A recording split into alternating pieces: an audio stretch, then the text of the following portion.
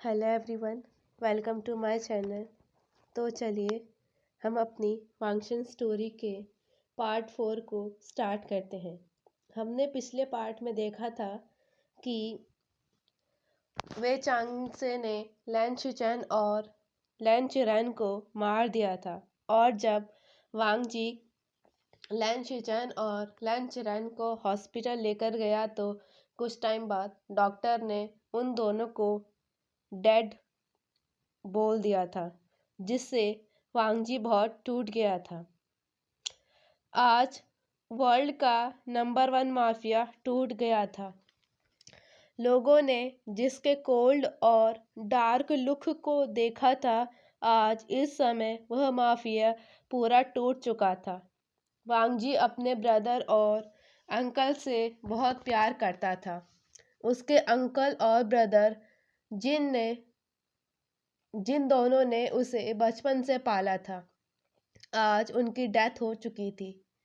वो अपने अंकल और ब्रदर की डेड बॉडीज को कंटिन्यूअसली शेक कर रहा था और रोते हुए कह रहा था, प्लीज़ उठ जाओ, मुझे इस तरह छोड़कर मत जाओ, प्लीज़ अंकल उठ जाओ, प्लीज़ ब्रदर उठ जाओ, मुझे इस तरह छोड़कर मत जाओ, प्लीज़ प्लीज़ उठ जाओ, प्लीज़ उठ जाओ।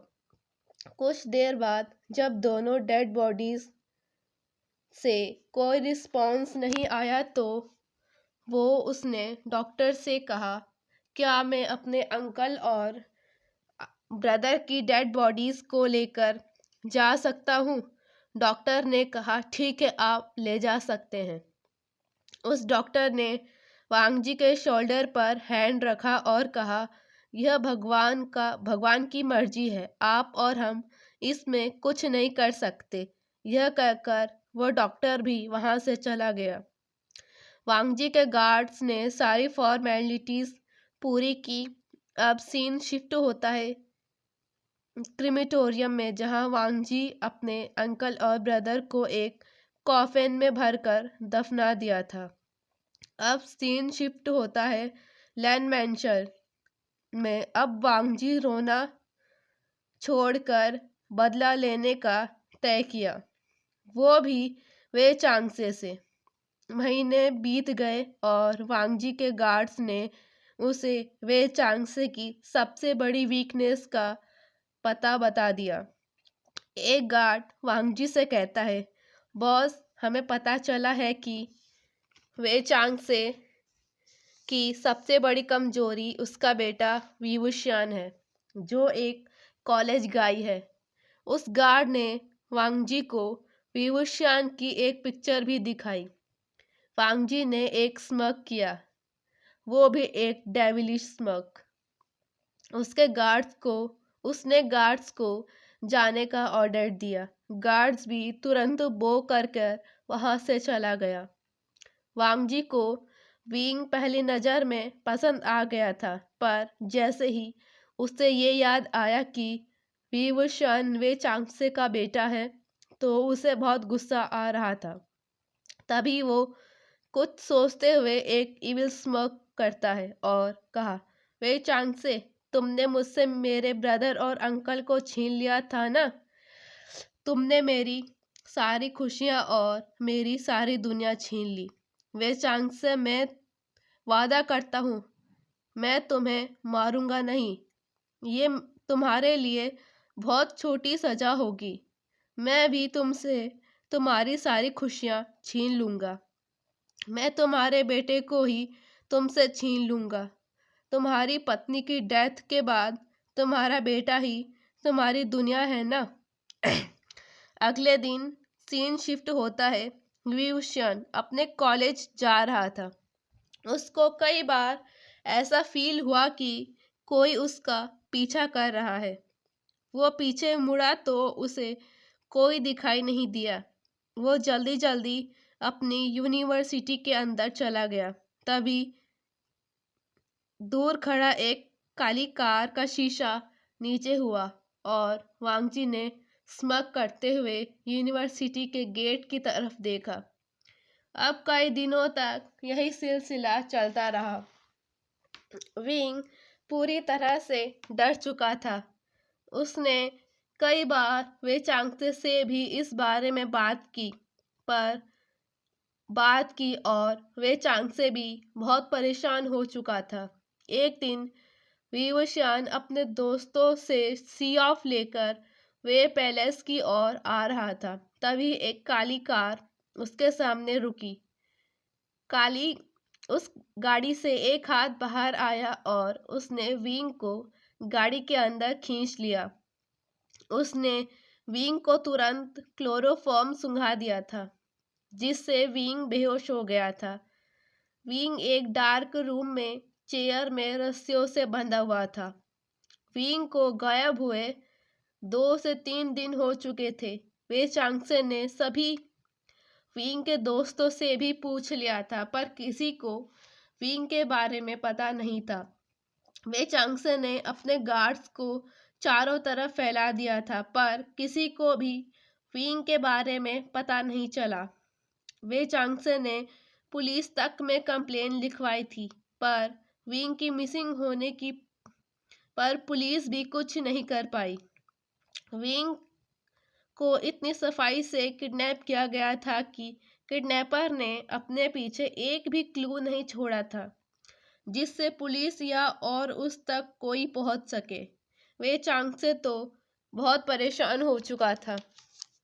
सीन शिफ्ट होता है एक डार्क रूम जहां विवशान कैद है। उसे होश आता है। वो खुद को एक स्ट्रेंज रूम में देखकर पैनिक करने लगता है। गार्ड्स को जैसे ही पता चला कि विवशान को होश आ चुका है, तो वो तुरंत वांगजी के पास जाता है और कहता है, बॉस, उसे होश आ गया है। ये सुनकर वांगजी तुरंत उस रूम में अंदर चला गया। विवशान ने जैसे ही डोर पर एक टॉल मैन को देखा तो वो शॉक रह गया। डोर के सामने एक टॉल हैंडसम मैन खड़ा था, वो भी ब्लैक कोट पैंट को जिसने वेयर किया हुआ था। विंग की नज़र उस पर से हट नहीं रही थी। तभी उसने उस आदमी के हाथ में गन देखी, जिसे देखकर वो अब डरने लगा था। उस टॉल हैंडसम आदमी रूम के अंदर आते ही कहा, वेलकम टू हेल विवशान। No, welcome to hell Wing. Wing अपना बर्थ नेम उस आदमी के मुंह से सुनकर शॉक्ड था। विंग ने हिम्मत करते हुए कहा, कौन हो तुम? तुमने मुझे यहाँ इस तरह बांध कर क्यों रखा है? वो आदमी हंसते हुए कहा, मैं कौन हूँ? गैस करो। मैं द माफिया किंग लन वांगजी हूँ। लन वांगजी का नाम सुनकर विंग, जो पहले से ही डरा हुआ था, वो थर थर कांपने लगा। उसने अपने डैड से द माफिया किंग लन वांगजी के बारे में बहुत सुना था। वह बहुत रूड, एरोगेंट, कोल्ड और क्रूल है। वांगजी ने आगे कहा कि तुम तो यहाँ ही रहोगे। विंग ने कहा, क्यों? मैं तो आपको जानता भी नहीं हूँ। वांगजी कहता है, तुम तो मेरा बदला सहोगे, जो मैं वे चांगसे से लूंगा। विंग अपने फादर का नाम सुनते ही चौंक कर कहा, आप मेरे फादर को कैसे जानते हो? और आप कौन से बदले की बात कर रहे हो? मेरे फादर ने क्या किया है? तब वांगजी ने एंग्रीली कहा, तुम्हारे फादर ने मेरे ब्रदर और अंकल को मेरी आंखों के सामने मारा है। मुझसे मेरी सबसे प्रीशियस चीज़ों और जिनसे मैं सबसे ज़्यादा प्यार करता था, उनको मुझसे छीना है। मेरे अंकल और ब्रदर को उसने मारा है, तो मैं वे चांगसे को तो नहीं मारूंगा। मैं भी उससे उसकी सबसे प्रीशियस चीज़ छीन लूंगा, और वो प्रीशियस चीज़ तुम हो। ये कहते वक्त वांगजी विंग के चीक्स पर उंगलियां फैला रहा था। विंग को बहुत गंदा फील हो रहा था। वो अपना फेस इधर उधर कर रहा था। तभी वांग जी ने अपनी उंगली विंग के गाल पर फेराना बंद किया और कहा, तुमको क्या लगता है मैं तुम्हें टच करूंगा? यह कहकर उसने विंग के गाल पर एक स्लैप किया। विंग अपने गाल को रब करने लगा था। जिसने आज तक एक स्लैप नहीं खाया था, आज उसे वांगजी ने एक स्लैप किया। विंग का गाल बिल्कुल लाल हो चुका था। उस हाथ का पूरा निशान विंग के गाल पर बन चुका था। विंग रोते हुए कह रहा था कि मुझे मेरे घर जाने दो, पर वांगजी ने अगेन उसे स्लैप किया और कहा, तुम यहीं रहोगे। यह कहकर वांग जी वहां से चला गया। इवनिंग में सर्वेंट्स पिंग के रूम में खाना लेकर आते हैं और कहा कि बॉस ने कहा है कि इस फूड को खा लो। वांग जी ने रूम से बाहर जाने से पहले पिंग को फ्री कर दिया था।